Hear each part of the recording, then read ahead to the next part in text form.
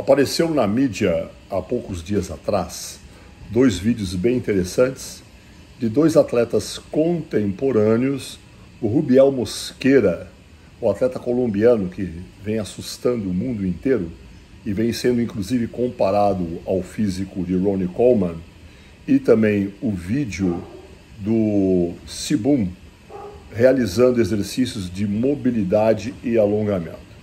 O que é bastante interessante a respeito disso é que são atletas novos, atletas contemporâneos, como eu falei, não são os atletas do passado, porque principalmente essa moçada dos dias de hoje só valoriza aquilo que é ou que vem acontecendo nos dias de hoje, mesmo que seja muito pior do que aquilo que acontecia 10, 20, 30 anos atrás. Por quê?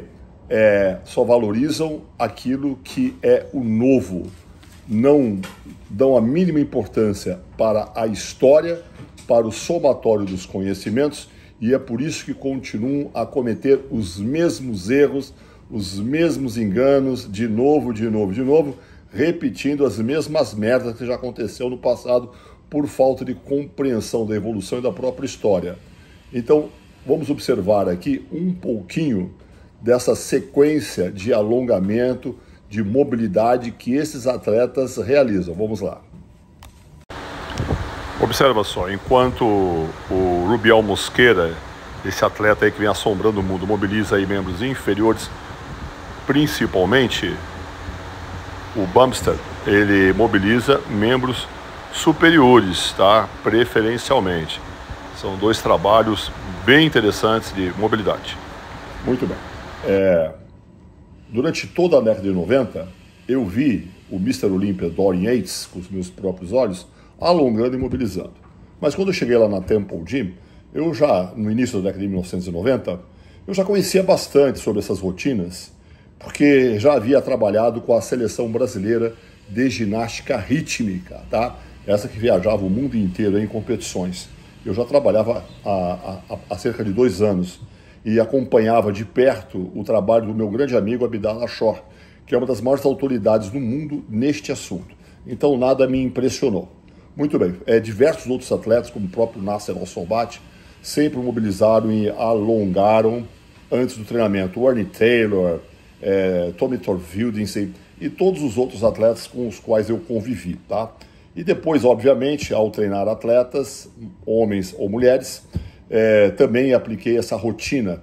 E como que é a rotina que eu utilizei? Qual o objetivo disso daí? O objetivo é preparar o indivíduo, as articulações, preparar os músculos para algo de radical que vá ocorrer logo a seguir, que é o treinamento de intensidade muito elevada, tá?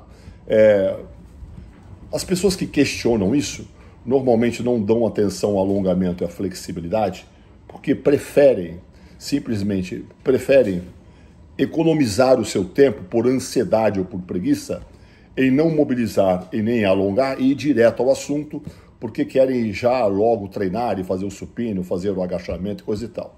No entanto, nenhum dos senhores irá conhecer nenhum atleta de destaque no mundo do powerlifting, no mundo do levantamento olímpico, que não mobilize, não alongue antes de começar a treinar ou partir para uma competição. Por que será, né? Então vamos lá para o topo do mundo, quem leva isso ao maior nível possível, em termos de desenvolvimento de força, aplicação de intensidade, que são justamente essas duas modalidades, e verifique se nenhum deles mobiliza ou alonga antes de começar aí o seu treino ou as suas tentativas. Não, vocês não vão conhecer.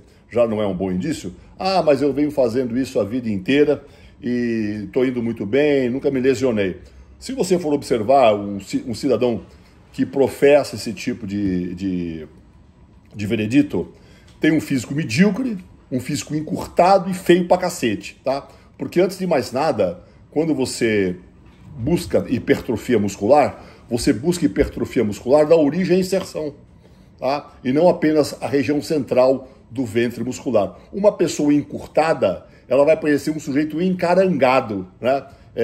Incapaz de realizar alguns movimentos no dia a dia com eficiência.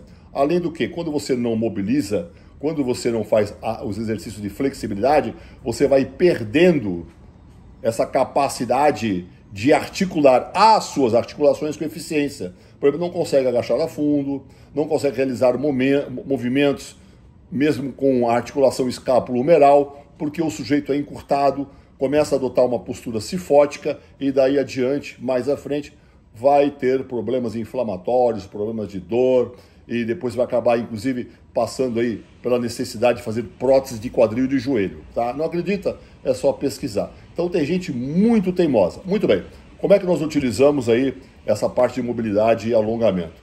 O nosso protocolo é simples. Nós procuramos realizar antes dos exercícios de mobilidade e flexibilidade, nós procuramos aquecer em um cicloergômetro qualquer, dependendo da temperatura do dia, mais ou menos, tá?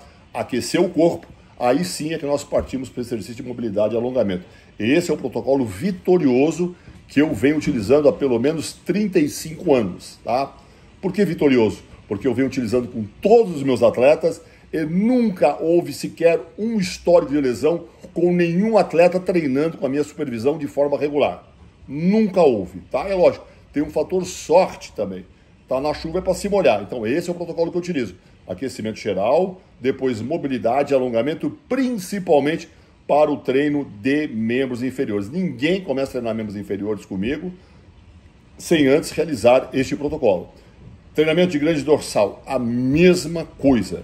Utilizo um protocolo muito similar. Muitas pessoas não o fazem por pura preguiça.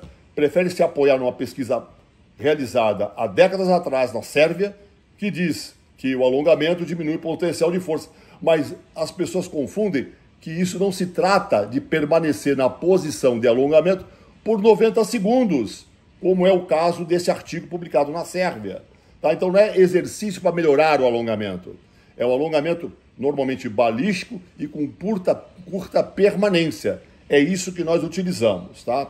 Utilizamos desta maneira, alongamento e mobilidade antes do treino. Muitas vezes realizamos esses exercícios de alongamento de dilaceramento da face muscular durante o treino. Tem até uma metodologia, é o FST7, que preconiza isso. É uma metodologia para atletas avançados. Dilaceramento da face muscular para criar espaço físico para que o músculo cresça. Tá? Ou vai dizer que nenhum atleta nunca utilizou com vantagens esse tipo de procedimento. É lógico que sim. É só você pesquisar. Ótimo. E depois do treino, normalmente, em alguns casos, onde há necessidade de melhorar o alongamento e a mobilidade, depois da falha do reflexo miotático, o professor Valdemar aplica o alongamento extremo para que de forma mecânica se estire ainda mais a face muscular depois da falha do reflexo miotático, tá? É isso que nós utilizamos, porém, ao utilizar este procedimento mais radical, nós aplicamos isso com muita moderação e técnica, ou seja, não vai sair por aí realizando, por exemplo, o método 3S de alongamento após o treino, se você não conhece a metodologia, se você não tem experiência com ela, tá? Eu utilizo há anos e venho auxiliando muito a atletas fazerem com que grupos musculares que não cresçam por encurtamento a promover um processo de hipertrofia excepcional e em pouco tempo, tá? Digo para vocês, principalmente isquiotibial posterior de perna e esse trabalho que eu utilizo também para peitoral, aquela pessoa encurtada, cifótica, você vai observar toda encurtada. Então eu aplico alongamento forte, alongamento extremo após o treino de peitoral, por exemplo, tá? Então é isso, meus amigos. Espero ter sido um pouco mais esclarecedor esta fala. Utilize alongamento e mobilidade também, se você não está acostumado, de maneira progressiva e responsável. Até a próxima.